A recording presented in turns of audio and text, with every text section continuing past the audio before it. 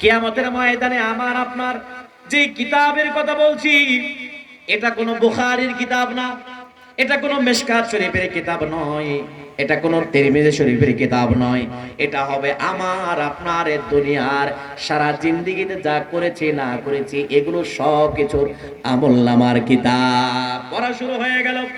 বান্দা সব কিছু যখন মিল পাবে, গোপনে কি করেছি তাও আছে, প্রকাশ্যে কি করেছি তাও আছে, বউরে পিটিয়েছি গোপনে তাও আছে, মাহফিলে গিয়ে সুবহানাল্লাহ বলছি তাও আছে, পহেলা বৈশাখের র্যালিতে গিয়ে মঙ্গল শোভাযাত্রা করেছি তাও আছে, আপনার হাসি, আপনার কাশি, আপনার মিছিল, আপনার মিষ্টি, আপনার সুবহানাল্লাহ, আপনার আলহামদুলিল্লাহ, কোরআনের মাহফিলের জন্য 10 টাকা দান করেছেন সেটা আছে, মঙ্গল শোভাযাত্রা করতে গিয়ে 1000 টাকা ব্যয় করেছেন সেটাও আছে, পান্তাবাদ খাইতে গিয়ে 2000 টাকার ইলিশ কিনেছেন সেই তথ্য যখন আপনি পেয়ে যাবেন, প্রত্যেকটা বান্দা আমলনামা পেয়ে বড় আশ্চর্য হয়ে যাবে।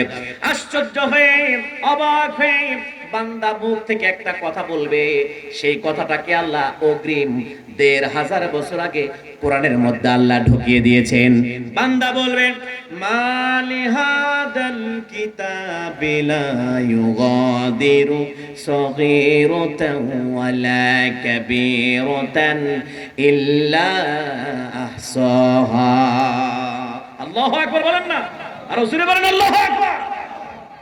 মালি হাদাল কিতাব, ও আল্লাহ এটা কেমন একটা আজীব কিতাব, আশ্চর্যজনিত কিতাব, লা ইউগাদিরু সগীরাতান ওয়ালা কাবীরাতান ইল্লা আহসাহা।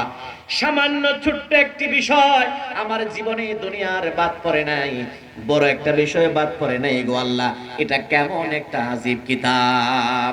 এই কথা বলার সাথে সাথে আল্লাহ বলবেন, বান্দারে কেন আজীব হও, কেন আশ্চর্য হও, তুমি যে আশ্চর্য হবে এই কথাও তো আমি আল্লাহ আগে বলে দিয়েছি। আশ্চর্য হয়ে কোনো লাভ নাই, আফসোস করে কোনো লাভ নাই। সামান্য কেন, সামান্য কেন, ছোট কেন, বড় কেন, আমি আল্লাহ বিস্তারিতই তো বলে দিয়েছি।